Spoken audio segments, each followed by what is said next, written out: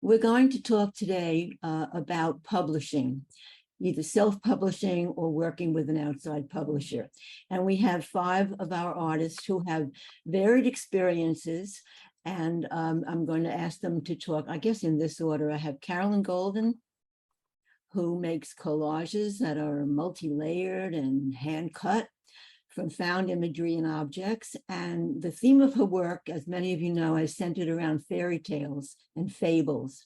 And she's had a one-person show inspired by her work, the Lewis Carroll's Alice in Wonderland. And recently, Carolyn's art inspired writer Derek Owens to create companion pieces. And they have recently published a collaboration that has been published by an outside publisher, Mad Cloud. So Carolyn, perhaps you can start, and then I will introduce the other guests, which will be Gwyneth Leech, Ellen Pliskin, Janet Morgan, and Tamara Wyndham. So Carolyn, do you want to say hello to us? Hi, good morning, everyone. Let's see. Getting this on myself. Hi. Just a small correction. My book was not published by Mad Cloud. It was Animal Heart Press, which is a small independent publisher. And this is the book here. It's called The Villagers. And during the pandemic, a friend of mine saw me post some pieces that I had done from a series entitled The Same, and asked if he could write some short stories to them. And I said, knock yourself out. And so we had these wonderful stories, and along with my artwork, we started submitting them to small independent magazines online. And so what I can tell you with that, for those of you who are going to be submitting your work, having text and an image along with it is sort of a niche. So we were very, very happy that Feral magazine decided to post or to publish 2 of Derek's poems, along with the 2 pieces that inspired him to write the poetry. I did put in my bio that we were looking to do a book, which was key. So when you are submitting anything, just blow your own horn, okay, that you have something else in mind with this, because their sister publisher saw that and offered us a chance to do a book. So we decided to go ahead with this publisher. And so this brings up an important point, because one of the questions I was asked to address was the difference between self-publishing and working with a publisher. We decided to go with a publisher, and the idea that we would be under an umbrella of somebody who could promote our work and put it out there. It was, and hoping that they would get us into places that we normally could not do ourselves. Now, I had publishing background, but strictly as a designer. So this was a new world to me, and certainly the world has changed since I actually worked in publishing houses. So I can tell you that there are pros and cons to both worlds, to having a publisher or to do it yourself. And that is, I think, a very personal decision. What I can tell you is that you need to do your homework. So if you do go with a publisher, have a contract, hire a lawyer, protect yourself. The Authors Guild was an invaluable resource for myself and for Derek. That's actually where we got a lawyer who specialized in working with small presses. The original contract we got from our publisher was signed Love with their 3 names. That is not a contract. It is a very, very stressful process to have a book published. And so you want to have yourself protected. That's one of the stresses you don't want on top of getting your book out. The other thing that I feel really strongly about is, if you're going to do a book, especially if you're doing it yourself, you want to have it present as perfectly as possible. When I went with this publisher, they were originally going to design the book. Now, I was a book designer, and I made that, clear in the contract, and that I was going to have the absolute say as how this was going to look. Because of COVID, and because the woman who was going to design the book lived in Australia, and their lockdown was much tighter than ours, she had to homeschool her 2 children, and I actually took over the design of my book. And so I can tell you that it took a better part of a year to do it. Researching the printer, we went through BookBaby, which is a part of Amazon.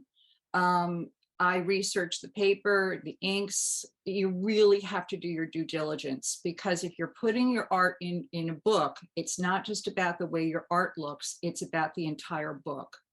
And I've gone to book conferences, I've shown my book. The first thing people look at is just how the book looks. So if you're not a graphic designer, hire somebody. There are printing places, if you do it yourself, that they offer those design services. It's worth it.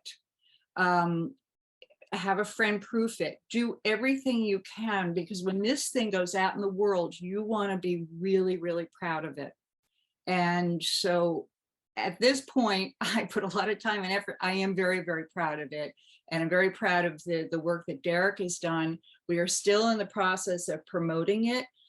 Friends of mine who have worked with major publishing firms have had to do all the marketing in their own book. So a publisher is not going to take you away, especially if you've never published before, which is one of the advantages of doing it yourself, is because then you're in full command of it. You have the rights to the book and you get, you know, whatever royalties. I'm not, let's put it this way, I'm not going to be buying Hampton's real estate off of anything that I've done with this, but it was a labor of love, and I'm very proud to be able to give this as a promotional piece for my work and for who I am as an artist, and to promote Derek Owen's work. If you'd like more information about my book, you can find it on my website, carolinegolden.com. If anyone has any questions, please don't hesitate to reach out to me. My name is Caroline Golden. I'm very, very happy to answer whatever questions and to share my experience. And I'm sure other people will talk about, you know, different aspects of their experience.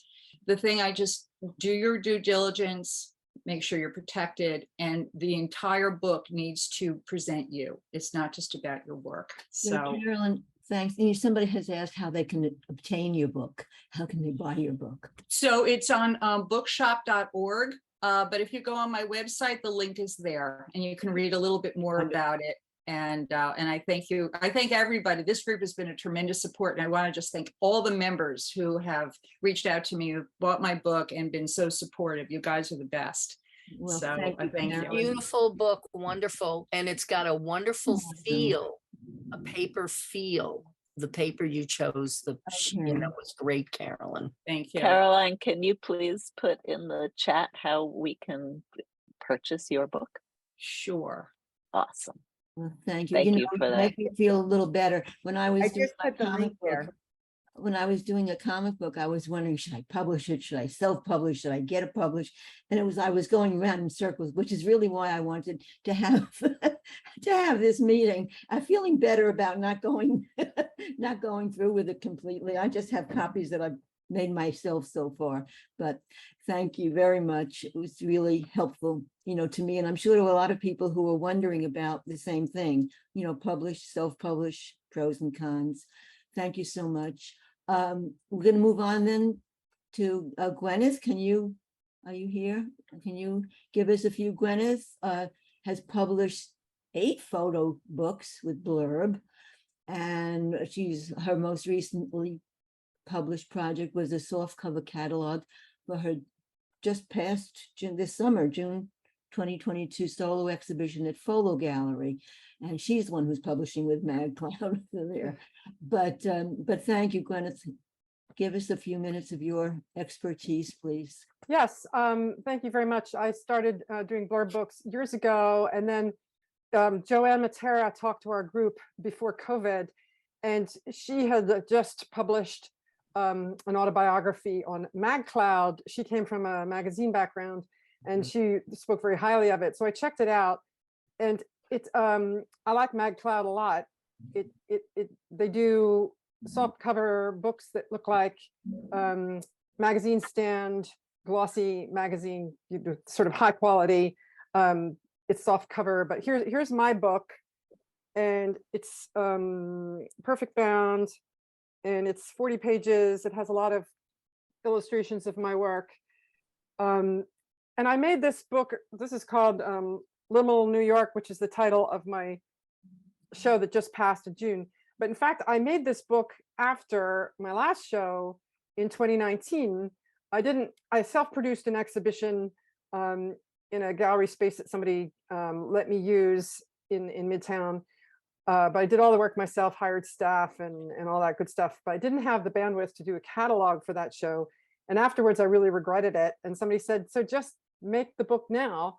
You can use it after the fact to promote your work, whatever. So I hired a young woman who does graphic design, and she laid out the book in Photoshop. It took absolutely forever, but eventually she produced a high-res PDF, which is what you upload to MagCloud, and it's magcloud.com. It's actually incredibly easy to use. And it turns out that Blurb owns MagCloud. They bought it. So it still exists as a separate entity. And having done Blurb books and MagCloud, I actually prefer the quality of MagCloud and the color. You don't have control over the paper that they use. I think you might be able to choose a couple of weights of paper, and it's gang printing. So they are doing a lot of printing at the same time, or print on demand. I'm sorry.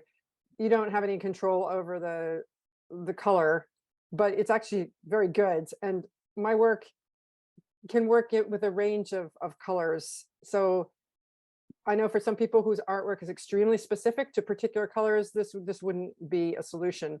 But mine can be a little more cyan or a little bit warmer or colder and still work. So anyhow, I produced this book.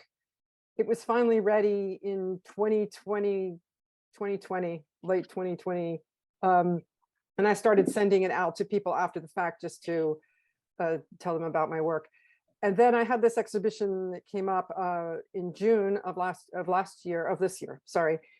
And I had a sponsor for that show, a steel company in Virginia. They wanted to do a big event, and I had a contract with them because they paid me money as the sponsorship package. And as part of the package, they wanted copies of this book updated for this show. And I had a really short timeline to turn this around. And I said, sure, I can do that for you. They wanted to give them away as gifts. They wanted 75 copies of the book to give away as gifts to people who are coming to this special event. And I had to turn around this book in like 2 weeks. So what I was able to do is go back to the PDF, the master PDF that I had, that had been produced for the 2019 catalog, if you will. And I was able to update it. So I used a lot of the same, I hired somebody to write an essay for this book. So I used the same essay, but I changed the name of the show and the dates and the venue, and I put in some new photos and ordered proofs, and I turned it around in less than 2 weeks. So I'm just saying it was actually great to have done this for no particular reason. And then I was able to update and reuse that whole template and the file and everything when I needed it in a big fat hurry. And with self-publishing, print on demand, you can order one book at a time. So, you know, I updated the file, I ordered a proof, it came very quickly.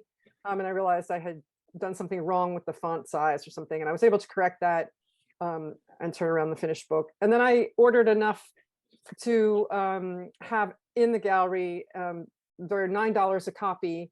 And I sold them at the gallery for $15 each, and people were happy to buy them at $15. So not a big money maker, but a great marketing tool. And I had complete control over how it looked. But I'm not a book designer, so I did hire somebody. And my final word on this is that I don't have InDesign or Photoshop, but I have learned to use Adobe Acrobat, and PDFs are like my big skill set. I've learned so much about PDFs and how to edit PDFs. And that's where I spend my money with Adobe, because you can't own it anymore. It's like $16 a month, which pisses me off. But PDF is like one of my biggest tools. So that's it. That's my contribution. Thank you so much, Gwyneth. I'd like everybody to know that we're going to go through all of our panel. And if you have questions, I hope we're going to have time so that you can address the people independently afterwards. Okay, I'd like to move on. You all know Tamara Wyndham, I'm sure. She's done a lot of big body prints and, and very exciting art, but I don't know that you know that she also has a really a history in publishing.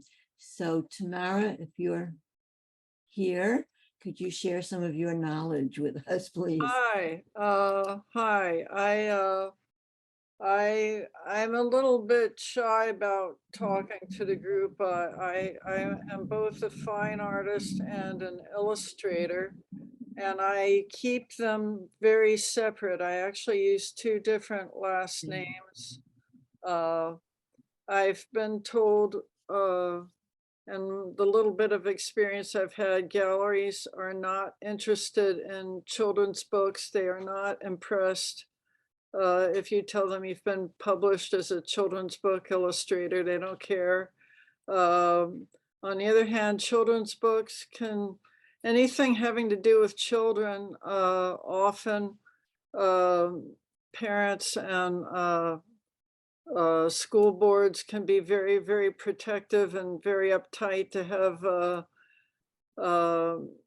artists that do other kinds of work, like I do these performances where I'm nude and cover myself with paint and scream, and YouTube has made these videos adult only, and you have to sign in and prove you're 18 to see my video. There were there have been artists that have had a very hard time trying to do both, though that's changing a little bit, and there are some people that haven't been doing some crazy stuff and still able to do children's books, but I've kept it very separate. I've done 3 children's books about ancient Egypt, and written and illustrated by myself, and the first 2 were published by Simon and Schuster, one of the largest publishers, and that was great. And my last one was published by 7 Stories, a smaller publisher. I would never ever self-publish a children's book. There's just no. It would just mean that to increase my workload and reduce my audience, it wouldn't be worth it to me. I have self-published zines as a fine artist, which has been a hoot and a lot of fun. I agree what she said about that you have to, if you're going to be with a publisher, you have to get a lawyer. Not only for the contract, to go over the contract, but also my lawyer negotiated for me. I am not any good at negotiating how much money I get. And I had a lawyer who not only could look over the contract, but would actually negotiate with the publisher on my behalf and get me a better deal than I ever would be able to. So that's important. That's I fine. don't know what else to say. Right? Tamara, can you just tell us your 2 last names? People are curious, and which one is associated to I which used work? to be very hidden about that, but seems like it's less important. My fine art name is Wyndham, and my children's book name is Bauer. Anyway, I don't even know if that is helpful to anybody here, unless you want to be a children's book author. There's not very much. In the 50s and 60s, there were big markets for illustrators, and there's fewer and fewer markets. There's children's books and comic books, and the New Yorker is one of the few magazines that still uses illustrators, but illustration's been replaced with, done by hand, has been replaced by computer graphics and photography, and or they use art from the public domain. It's very tough Yeah. for illustrators compared to the the golden years of yesterday. Glad you got in on it when it was good. Well, Yeah. thank you so much, Tamara. We're going to move on, and next we have Ellen Pliskin, who is a painter and a printmaker who does very vibrant watercolors, but she's published other things on her own. So we'll hand you over to Ellen. Right. Okay, well, I'm coming from a point of view of using the templates of Shutterfly to produce both calendars and books of my work, and they're not for sale. So they're for use strictly as a marketing tool. Like this is the calendar, and in it has, using their templates, you know, I work it every year, I do one, and I only produce about 50 to 60, depending upon my need for the year. And I send them as a gift to my collectors and to those who I think are interested in my art. Either they haven't collected yet, but they are a possibility. And to, you know, people that I want to have it, because I just want to thank. So it's a thank you gift, and it's not for sale. So I'm not producing this as a business item. And the same thing with Shutterfly, using their template, I can produce a collection of work that I have. And I'm not so much, you know, again, these are not for sale. And I usually wait until I have an offer of about, you know, 50% on an item. I have a note that I'm going to start in 2 weeks to do the calendar, setting it up. And then I order 4 or 5 of them, look at them and see if I want to change them. And then sometimes I hand them out in person. And they cost me about, the calendars are about between $13 and $15 a piece. And I spend, last year I saw it was $900. That included the postage, the mailers. Then I insert notes in them. And as I said, for my purpose, it's purely for marketing. And the calendar goes on a desk of somebody that might be grooming to buy my work or to have me in their collection. And I just did a large sale of somebody that I was working on for almost 2 years. And when it came to buying my work, they looked at the images. This person didn't have Instagram or Facebook, but from the calendar, they flipped through and they said, I will take this one. So that was a big sale. Great. Unexpected. And it's to be used really as a marketing tool.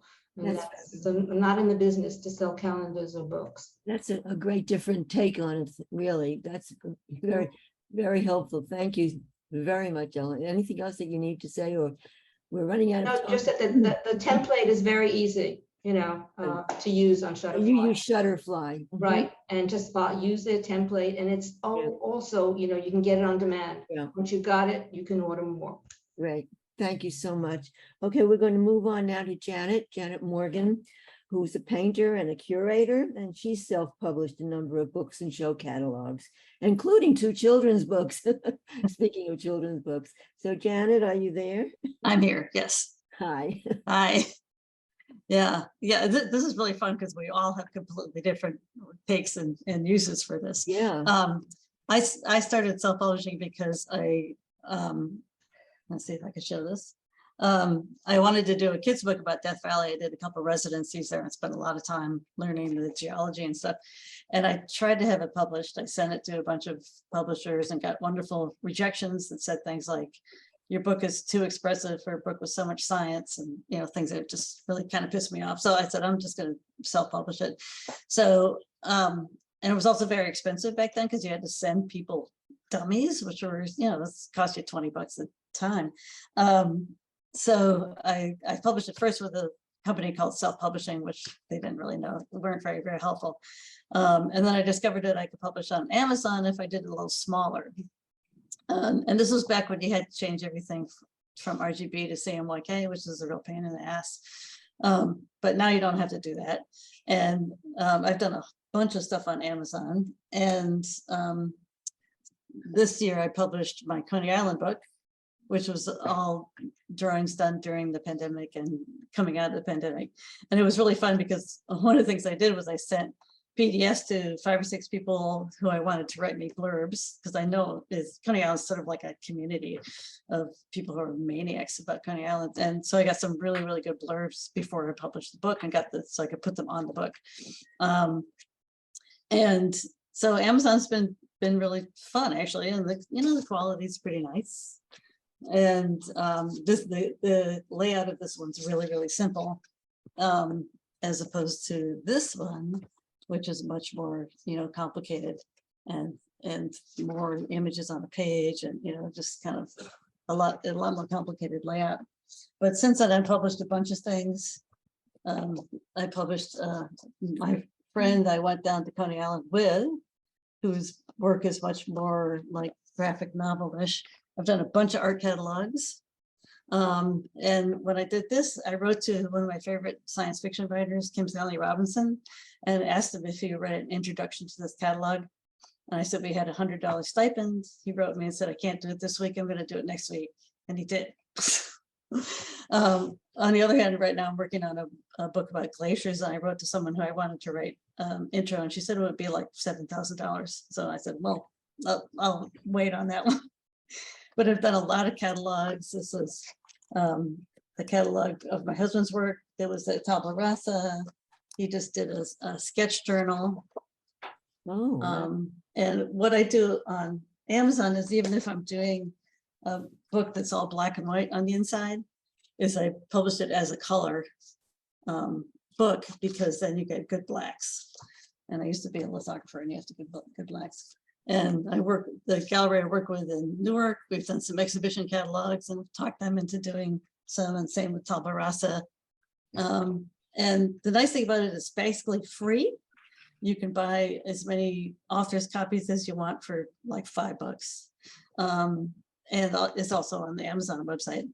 So, and especially if you have like fun little niche markets like Coney Island and Death Valley, you can sort of do like kind of very specific marketing. And the Coney Island Museum just bought a bunch of copies from me and things like that. So There's no cost when you do it on Amazon. You just do it, and then if you sell it, sell it. Oh, that's fantastic. and if I find the color to be pretty good. I have a friend, Susanna, who's doing bigger books that are sort of very particular in the color range and stuff. And so she's working with a comic book printer.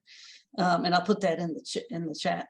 And they also have bigger, more formats than Amazon. Then she figured out a way to have it printed by the comic book people, but have it for sale on Amazon. Great. Where is the self-publishing located on Amazon? I've never seen that. Oh, it's called KDP. I'll put everything in the chat. Great. Thank you. And I find them to be pretty helpful and pretty similar. Again, you have to do the PDF thing, obviously. Thank you. And and the cover is just one big JPEG.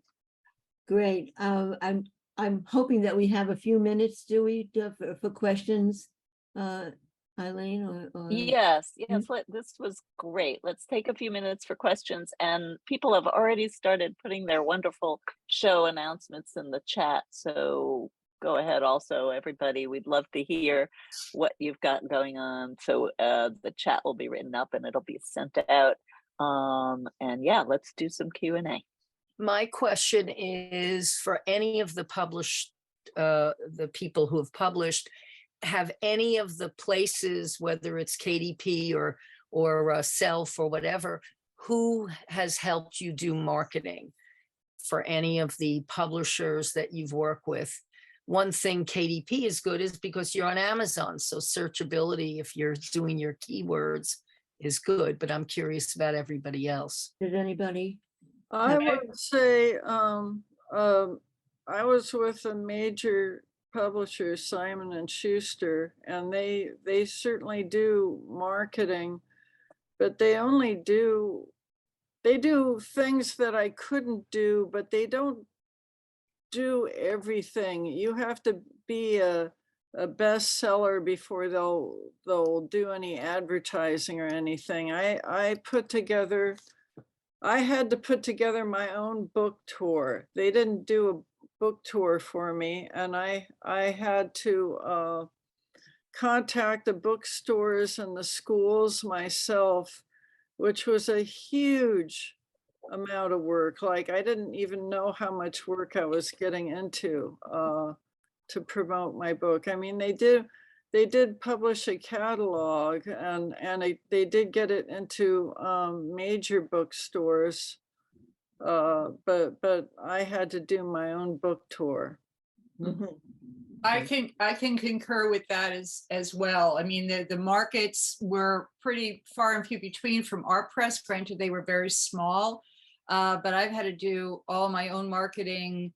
And with COVID, it was a very difficult time to launch a book, sending the book out to awards, sending it out to reviewers. They're from my stash of books. There's an awful lot of investment. And as I mentioned before, I have friends who have gone with major publishing houses and have beautiful books, and they have to do all their own marketing. So be prepared to do it on your own. Mhm. On a do-it-yourself perspective with my book, I did a giveaway on Instagram, and I offered 2 copies of the book for people, to anybody who, the chance to win 2 copies of the book to people who signed up for my email list, my sort of general newsletter exhibition email list. And 150 people signed up. I was kind of floored. Wow. And so I did a random sort in Excel and selected 2 winners.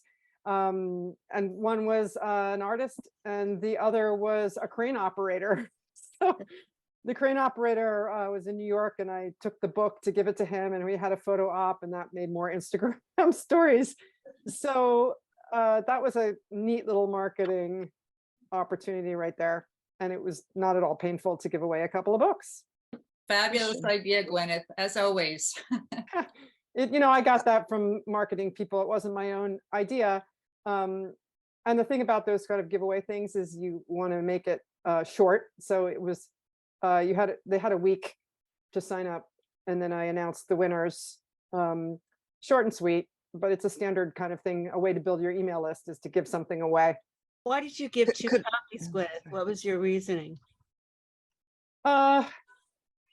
I just thought more people would sign up if they thought there were 2 chances to win. And I think that was certainly true. Yeah. Could And I ask a quick question about people's photography for these books? Are you doing it yourself? Are you hiring a special photographer? What's your feeling about that? Oh, let me just say, so many great things have happened to me in my art career since I started using a professional photographer. It's seductive with digital to think I can take my own photos. This is good enough, but I just take them to somebody who does this professionally and has all the up-to-date gear and can match all the color profiles and everything. I just don't have to worry. So she gives me high-res TIFFs that are like 100 megabytes each, which I can use for digital JPEG, for GCLAs or whatever. And then, high-res JPEGs that I could use for a book project like this. But I just don't even worry about the photographer when I use a professional photographer. Great photos of your work. Would you share her name? I have a lot of difficulty because I do a lot of blues, and it seems to be very difficult even for the pros to do it. So I don't know if you'd share her contact. Who is speaking? It's Suzanne Pemberton. Suzanne Pemberton. I'm going Yeah. to send that to you privately, just because she isn't taking on new clients. She's an artist herself, but I'll send it to you. Okay, thank you. Okay. Do we have more questions? I have not been fielding the chat very well. Oh, I'd like to say something. Yes, great. I got back involved with BWAC 2 years ago because they were doing a Coney Island show. And so I talked them into doing a catalog. And oh, wait, let's see that. Hold that up one more time. Okay. Oh, beautiful. So there's 100 artists in here, and everybody had a chance to say something. That's one of the reasons this is nice to have a more vertical format. But But luckily they had young students who did all the putting it together. But it's really not hard if you get everybody to give you a nice 300 DPI Who file. was your publisher? That's that? KDP, which is Amazon. Amazon? Yeah, and you can order 1 copy, 100 copies. whatever Say you it want. again. Amazon's? It's in the chat. Oh, okay. And Yeah. also my question about, because it's been a while since I've done KDP, the ISBN numbers. So has everybody used ISBN numbers and registered with the Library of Congress, which is cheap to do? Yeah, you could buy 10 ISBN numbers for not a lot of money. I so. did 100. It was so cheap. Fantastic. Okay, so I just wanted to also so Lucia Maria Minervini has her hand up. Is it say your name? Lucia Maria Minervini. Oh my Okay. God, that's so beautiful, and I butchered it. I'm so sorry. I'm a New York Italian, not Spanish. Okay. Welcome. Anyway, Yes. I'm just want to take this down a notch to handmade books, and I'm wondering if anyone knows a good bookbinder. I had one, they went out of business. I'm bringing printed material to them. I have a prototype. I just would like them to help me. Anybody have You could contact the Center for Book Arts. Yes, I could. Yes, but Yeah, that would be good. I've also worked there. So, I mean, Okay. as a student, not as a staff member. We have a wonderful bookbinder, member of the New York Artist Circle. I'm not sure if she's looking to take on new work, but if she's not listening now, I'm going to approach her privately and ask her if she's interested. Okay, great. Anybody else? Okay, all right. Wait, I just put in the chat, there's a place called Henry Street Books, and there's a guy who, Oh, They wonderful. just went out of business. I was there. They're not there. I'm sorry to hear that. Yeah, they were great. That is Hard to keep up. sad. That is sad. Did this get answered, Pamela? Did your question get answered about for those who don't use Amazon to give an idea of the costs? So you got to think about what you want to do with it. Was that answered? No, it didn't get answered. Okay. Pamela, what's your question? Well, for I guess like Gwyneth and other people who didn't use Amazon and had to hire a graphic designer and other expertise, could you give us like a total cost scenario idea? So before going into it, one can sort of know whether it's, something we can handle. Does anyone want to jump in and talk about that? Okay, I'm sorry, I don't remember how much I spent on the girl that did the graphic design. She was also working for me as a kind of general assistant at the time, so we kind of bundled it in. And she was gallery sitting, and she did some of this while she was gallery sitting. So I'm sorry, I can't answer that question. Anne Finkelstein designs books, and she could probably give you a quote if you were, wanted to work on a project. There might be other people in the group that do this kind of work. What about an overall quote for, just did you like assess your total cost for creating the book? I didn't. I already had the So great organized. I photography. would expect you to do. No, I already had the great photographs that sort of allowed me to do it. So there was the cost of the girl who did the design, and then the essay. Jonathan Goodman wrote it. Was somebody that Lois Bender brought to our group, and I can't remember if he charged me $250 or $350, something like that. Okay. It was not 7,000. Yeah. And he wanted to be paid in cash immediately. So, but it was worth it. It was totally worth it to have a professional essay. Yeah. Yeah. And then the actual publishing costs were, as I say, $9 a book for each proof, and then it goes down as you order more. Okay. Okay. And anybody else who did their own can give us a sense of costs and Pamela, I did Okay. everything myself, and catalog design is really easy because it's like image text, it's like nothing fancy. So you can throw it in a Word document template. So I think anybody in this group has enough visual acuity to put that together. So it basically costs you nothing. You did, you use Word? You use Word? I use Word. I always use InDesign. I That's use Word, actually. It's really easy. Yeah, I did everything myself. I did use InDesign. One of the things but I was a graphic designer, but the last time I designed a book, we didn't have computers. So I had a little bit of a learning curve. But I did, because I had the ability to do everything myself.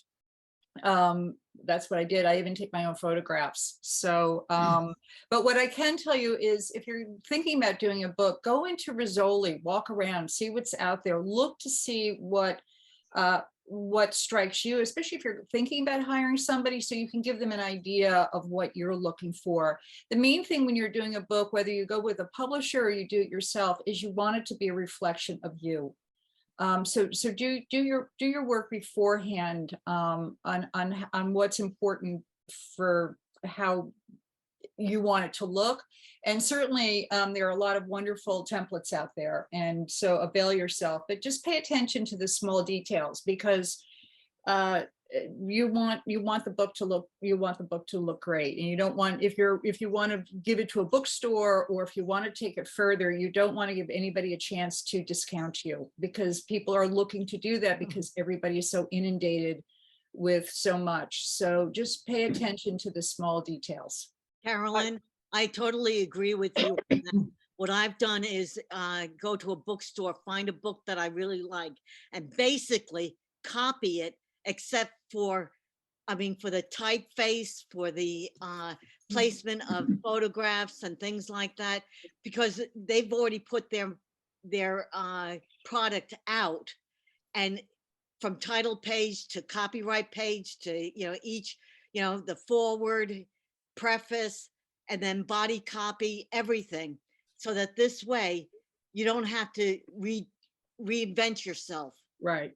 Well, that's how I came up with the color of this. I walked into Rizzoli. I knew which image I wanted to put on the cover. When I was going through my images, all of a sudden things that were very abstract had a little bit too much of an ethnic feel to them, a little too appropriate. It was weird what happened when I took the face of the 30, I have 37 collages in here, and this guy was the best. So I knew I was going to use him. I wasn't sure the color, and I walked into Rizzoli, and this book screamed at me from the corner of the store, and it was this color. And then I designed the logo. I did everything, everything myself. But it's good to see what's out there, and there are certain rules about how books should look, whether it's the length of the text, so people can track it when they read it, which is why it's important, if you're not going to hire a designer, is that you look to see yourself what works. So do your diligence, and Google is a wonderful place to find out an awful lot of information. Even I, who have the experience in book design, availed myself to a lot of sites that talked about book design just as a refresher, and you can get some wonderful ideas as well. Yeah, another place that you might walk into is Printed Matter. They have 2 stores, and they do a lot of books by artists. So that might be a good resource also, just to check out books. Just gonna jump in here and say that the meeting is officially ended. It's past 11, and a number of people already wrote that they had to leave. If you have to leave, that's fine. If you want to stay, Eileen, how long can we go? Because this is a great discussion. Do you think 11:15 or 11:20 or what? 11:15. I need to go. 11:15. Okay, so we have a few more minutes if anyone else has a question to jump in. In fact, just unmute and ask your question.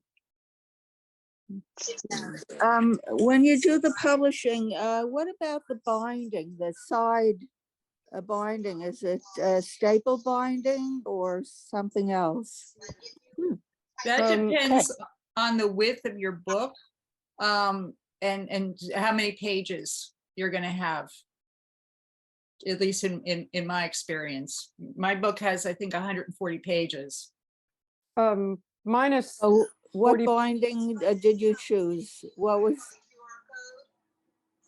What type of binding is that for the 140 pages? Oh, I negotiated a hardcover and also a dust jacket.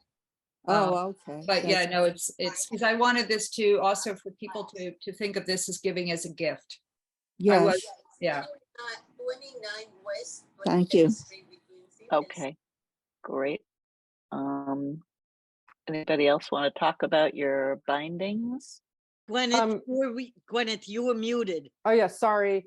My book is 40 pages and it's perfect bound. So it's not staples. So it's a little nicer, but they have that option. You can either do the staples or the perfect bound, costs a little bit more. And then you have to choose a little kind of image for this, for the spine.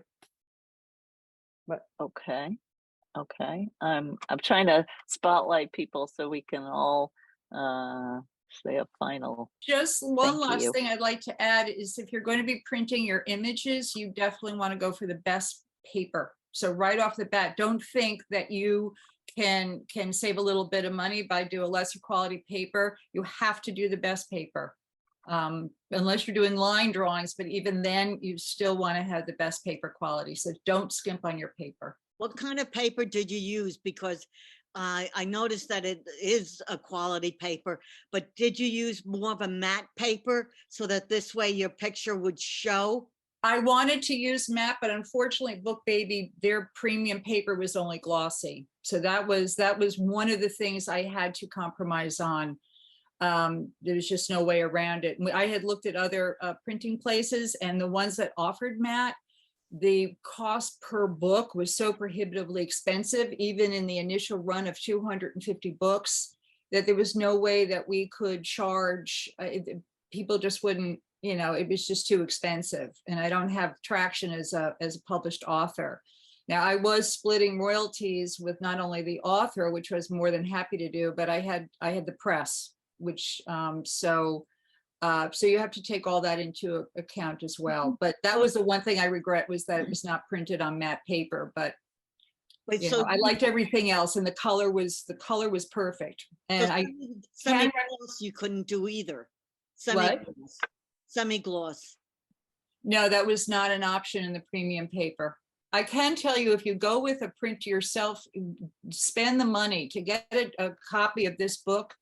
Just as a dummy was $100, and it was well worth the money, so I could see what it looked like, so I could make whatever adjustments on the color of the images, and it was a good investment. So be prepared, if you're going to do this, invest it. It looks really beautiful. Thank you. I used to be in Bush. Are you doing a second one, Carolyn? Well, I'm still marketing the first one.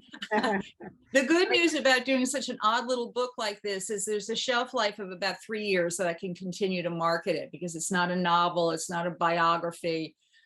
So I am still looking for opportunities, and in particular, I'd love to have an exhibition space where I could exhibit all 37 collages and be able to have readings and have the book along with it. So I am still in full swing marketing. What about the library be good for that? The library I've looked into is a great idea. However, I need a space that can be secure. My collages are 10 by 14, and even in their frames, they're small enough that they can just be lifted off the wall. And so I really want a secure exhibition space. Have you looked at Rizzoli and the gift industry right now? Because it's a definite gift kind of concept that people look at the counter with the cash registers. Now I'm saying that because the gift industry is a fabulous place. Yes, I've not looked into that. I had approached Rizzoli to have a reading, but unfortunately that was in the height of COVID. So, and we were supposed to have a reading at KGB, and that had to be canceled. So I'm now trying to really think outside the box. It is a beautiful, I have to say, and people have been giving me gifts. Austin, could you all hold up your books or catalogs? So we are past the end of the end of our meeting. Go to the, And I've got everybody pinned a here minute, I'll get except my Tamara, comic who book. had to leave. Wait, Steve, Okay. wait. booksellers in the city. Okay, okay. And Booksellers, you I don't gotta- know if Ally's here, so I'm gonna do a Yeah. quick screen capture because that's too cool. Wait, did Regina go to get hers also? Hold on there, guys. Yep, Regina. Regina, find I her. wasn't on the Ran off. panel, but I'm holding up one of my many books. So Oh, Ally, I'll see if I can Yeah. get you in there. You can, Oh, I why did isn't it, it John. working? oh, do you want me to Come on, put come on. something in the reactions to go up there? I see your name. It's just not letting me. I don't know why. Oh, there you are. Great. you are. Thank Come on, you. Regina. Perfect. All Hurry right, and up. Regina, come on, Regina, you can do it. Come on down, Regina. I brought it to my studio yesterday. Hold it up quick. I don't think I have the cover here. Wait a minute. Okay. Oh, hey, here it is. Well, Yay. this is the cover for the book anyhow. All right. Gigi All and the right. grannies. Great. Awesome. Cool. Right. Got the picture. Thank you all so Great. much. That was Thank an you. excellent